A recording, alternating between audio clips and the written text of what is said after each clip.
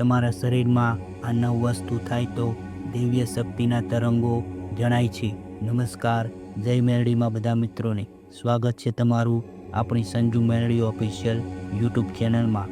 આપ બધા મિત્રો કેમ સર્વકુશળ મંગળ હશો, શારીરિક રીતે, માનસિક રીતે અને બધા સ્વસ્થ હશો એવી હું ભગવાન માતાજીને પ્રાર્થના કરું છું. પહેલું સુખ શરીર સુખ હોય છે એટલે બધું જ આવી જાય. એટલે ભગવાન માતાજીને પ્રાર્થના કરું કે તમે બધા સ્વસ્થ અને સુખી હશો, તંદુરસ્ત હશો અને સુખમય હશો એવી મેલડી માતાજીને પ્રાર્થના કરું છું. મિત્રો, દિવ્ય શક્તિ જ્યારે તમારા શરીરને સ્પર્શ કરે છે, તમારા શરીરને એ અડે છે અને તમને અહેસાસ થાય છે કે કોઈ શક્તિ તમને સ્પર્શ કરી રહી છે, તો તમારા શરીરમાં અલગ અલગ અનુભવ, અલગ અલગ પ્રકારના તમને અહેસાસ થાય છે. તમને જાણવા મળે છે કે કોઈ સકારાત્મક શક્તિ તમારા આજુબાજુમાં છે અને તમે જેવા ભાવથી જેની પણ ભક્તિ કરી હશે, સેવા કરી હશે, પૂજા કરી હશે, એ જ શક્તિ અથવા તો એના આજુબાજુના જે દેવી દેવતાઓ, જે શક્તિઓ હશે, જે તમને લાગતા વળગતા હશે, એ શક્તિ દ્વારા, એ શક્તિના જે તરંગો હશે, એ શક્તિના જે દિવ્ય ચમત્કાર તત્વો હશે, એ તમને આકર્ષશે. જેમ કે લોહી ચુંબક ચમકે છે એવી રીતે એક દેવી શક્તિ તમને જો પ્રસન્ન થઈને મળે તો સાથે સાથે એની સાથે બધા જ સકારાત્મક તત્વો તમને સ્પર્શ કરે છે. તમારા શરીરમાં, તમારા મનમાં, તનમાં દિવ્ય શક્તિના ચમત્કારો, દિવ્ય શક્તિના તરંગો એને સ્પર્શ કરવાના તમને અહેસાસ થાય. આવા બધા અનુભવ તમને કયા કયા પ્રકારમાં થાય તે આપણે આ વિડીયોમાં જાણીશું. તો મિત્રો, આ વિડીયોને આપ અને લાઈક શેર કરજો અને આપ આ ચેનલમાં નવા આવ્યા હોય તો સંજુ મેરડી ઓફિશિયલ યુટ્યુબ ચેનલને સબસ્ક્રાઈબ કરી દેજો. તો ચાલો આપણે વધારે વાર ન કરતા તમે આ વિડીયો છેલ્લે સુધી સાંભળજો અને વિડીયોને સ્કીપ ના કરતા પૂરેપૂરો સાંભળજો, કારણ કે પૂરો વિડીયો જોશો, સાંભળશો તો જ આ વસ્તુનો તમને ખ્યાલ આવશે. તો આ વિડીયો તમારા જે સ્નેહીજનો હોય, આધ્યાત્મિક ભક્તો હોય, જે પ્રભુના ભક્તો હોય, માતાજીના સેવકો હોય, એમને તમે તમારા મિત્રોને, વડીલોને આ વિડીયોની માહિતી શેર કરજો. તમે તમારા મંતવ્યો, પ્રતિભાવો કોમેન્ટમાં જણાવજો, તમારા અનુભવો જણાવજો. તમે જે કોમેન્ટમાં જણાવશો તો અમને મોટિવેશન મળશે અને અમે તમારા સુધી નવા વિડીયો બનાવવાની કોશિશ કરતા રહીશું. તો ચાલો મિત્રો, વિડીયોને શરૂ કરીએ. સૌ પ્રથમ તમને કયો અનુભવ થાય જ્યારે તમે તમારા શરીરમાં કોઈ દિવ્ય શક્તિ સ્પર્શ કરે, અડે? તો સૌ પ્રથમ તમારા શરીરમાં જે સકારાત્મક શક્તિ દાખલ થાય તો સૌ પ્રથમ નકારાત્મક શક્તિને ધક્કો મારે. તો એ વખતે તમારા આંખમાંથી આંસુ આવવા લાગે. ભક્તિ કરો, સેવા કરો. જેમ જેમ તમે કોઈ પણ દેવી શક્તિની સેવા, પૂજા પાઠ, ભક્તિ કરતા હોય, મંત્ર જાપ જે કંઈ કરો, તો નકારાત્મક શક્તિને સકારાત્મક શક્તિ ધક્કો મારે એટલે એ દૂર જાય અને ધીમે ધીમે તમારામાં અજવાળું થાય. સકારાત્મક વિચારો આવે એટલે આંખોમાંથી આંસુ, તમને એ સમજાય કે આ ખોટું હતું અને હવે આ સાચું છે. એટલે તમને સમજાય એટલે આંખમાંથી આંસુ આવે, બગાસા આવે. તમને કંટાળો તો આવે જ, તમને પણ કંઈ સમજાય નહીં એટલે બગાસા આવે. આ નકારાત્મક શક્તિને દૂર કરે છે. અને આ કોણ કરે છે? કે જેની તમે થોડા ભાવથી ભક્તિ કરી હોય, થોડા ભાવથી જેનું સ્મરણ કર્યું હોય અને નિસ્વાર્થ ભાવથી તમે સેવા પૂજા કરી હોય, એ શક્તિ તમને જાગૃત કરે અને તમને આગળ લઈ જવામાં મદદ કરે.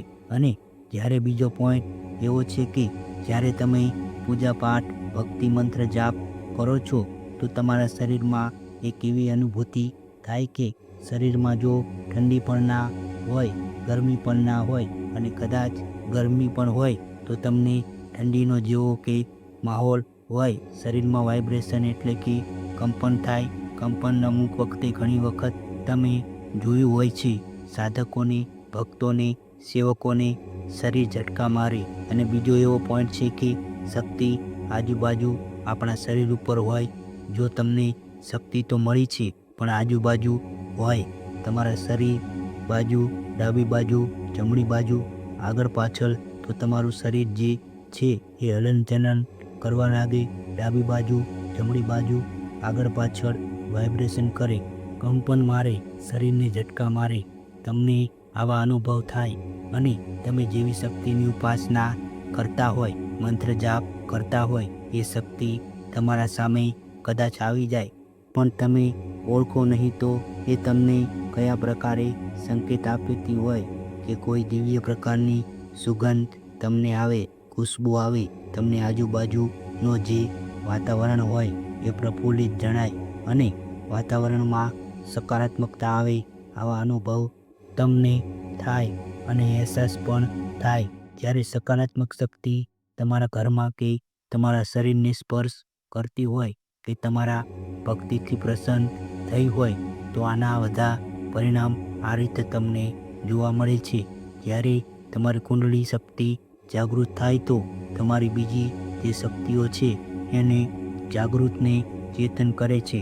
ત્યારે તમે એ શક્તિને ઓળખો અને તે શું સૂચવે છે, તે સંકેત દ્વારા શું જણાવવા માંગે છે, એ તમને એમની જે ભોળા ભાવથી ભક્તિ કરી હોય તો એ તમને ધીમે ધીમે જાણવા મળે છે.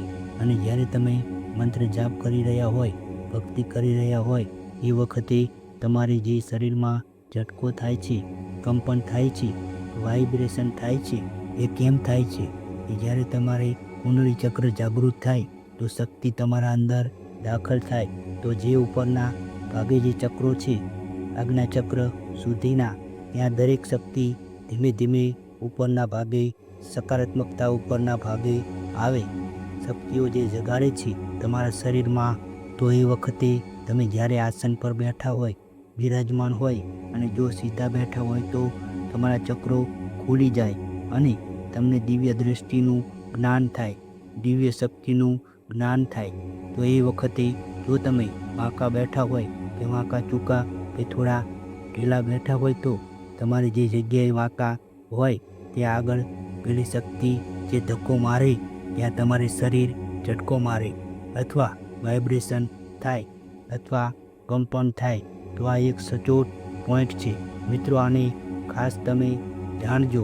તમે જોજો કે જે સીધા બેઠા હોય, મંત્ર જાપ કરતા હોય, જે ભક્તો હોય, તમે ઋષિમુનિઓ તમે જોયા હશે ઘણી વખત કે જે સીધા બેસીને જ તપ જપ કરતા હોય છે.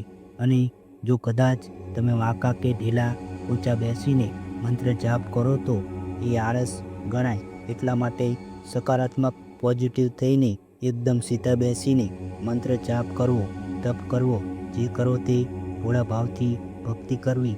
જ્યારે તમે ભક્તિ કરી રહ્યા હોય અને તમારામાં આજુબાજુમાં તમને એવું લાગે કે તમારી ડાબી બાજુ કે જમણી બાજુ કોઈ છે અથવા કોઈ તમને એવો અહેસાસ થાય છે કે મારી પડખે કે મારી આજુબાજુ કોઈ ઊભું છે, તો સમજવું કે સકારાત્મક શક્તિનો પ્રભાવ છે અને નકારાત્મક શક્તિ તમારા આજુબાજુ ઘેરાયેલી છે. પણ તમારી જે શક્તિ સકારાત્મક જાગૃત થઈ છે એને દૂર કરે છે. એટલે એનો જે પ્રભાવ હોય, એની જે આજુબાજુ જે વર્તુળ વાતાવરણમાં જે શક્તિનો પ્રભાવ હોય એ તમને જાણવા અને અહેસાસ થાય છે. તો તમારે આ ખાસ વસ્તુને યાદ રાખવું. તમે ઘણી વખત રાતે સૂઈ જાઓ અને સપનામાં કોઈ ભગવાન માતાજી તમે જેને માનતા હોય એનું સપનું તમને આવે, કારણ કે તમે એમના જ નામનું રટણ કરો છો, એમના જ નામનું ભજન કરો છો, એમનું ભોળા ભાવથી ભજન કરો છો અને એમની ભક્તિ કરો છો. તો એ તમારી રક્ષા કરે, તમારા કુળનું, તમારા ઘરનું, તમારા પરિવારનું, તમારા દરેક ક્ષેત્રમાં, શરીરમાં, માનસિક રીતે, દરેક રીતે. તો એ શક્તિ તમારા ઉપર પ્રભાવિત છે, રાજી છે, પ્રસન્ન છે અને તમે એમના જ બની ચૂક્યા છો. તો એ શક્તિ તમને રાત્રે સપનામાં આવીને જણાવે કે સવારે આ થવાનું છે અને થાય તો એવો સંકેત મળે અને એ પ્રમાણે જો સવારે થાય તો સમજવાનું કે એ શક્તિ તમારા ઉપર રાજી છે ને તમારી રક્ષા કરે છે. તો મિત્રો, જેવી તમારી ભક્તિ હશે, જેવો તમારો ભાવ હશે, એવી માતાજી ભગવાન રાજી હશે. સારો ભાવ હશે, સારું તમને પરિણામ જોવા મળશે, આવા બધા ચમત્કારો જોવા મળશે. જેવું કરો તેવું ભરો, વાવો તેવું લણો, જેવું કર્મ એવું ફળ. તો મિત્રો, માતાજી કોઈ પણ હોય, ભગવાન કોઈ પણ હોય, પણ તમે જેને માનતા હોય એમનું તમને દિવ્ય દર્શન થાય અને એવો ભગવાન માતાજીની અસીમ કૃપા તમારા ઉપર થાય. તો સર્વપ્રથમ તમારા માતા પિતાના, વડીલોના આશીર્વાદ લેજો, ગુરુજીના આશીર્વાદ લેજો અને તમારા જીવનને ધન્ય બનાવજો. મિત્રો, અમે અમારા થકી જેટલા પણ પ્રયત્ન બને છે એટલા અમે કરતા રહીશું. તમારા મંતવ્યો, વિચારો અમને જણાવજો કે જેથી કરીને તમારા સપોર્ટથી અમે કંઈક જાણીશું તો તમારા સુધી સારા વિડીયો બનાવવાની કોશિશ કરીશું. તો ચાલો મિત્રો, આ વિડીયોમાં આટલું જ.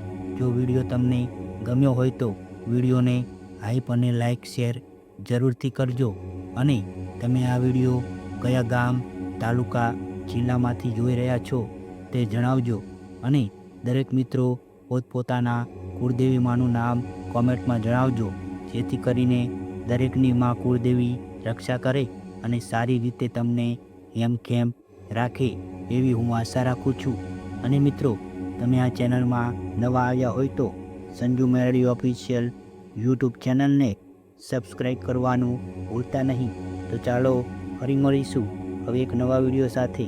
ત્યાં સુધી જય મેલડીમાં, જય માતાજી, જય શ્રી રામ.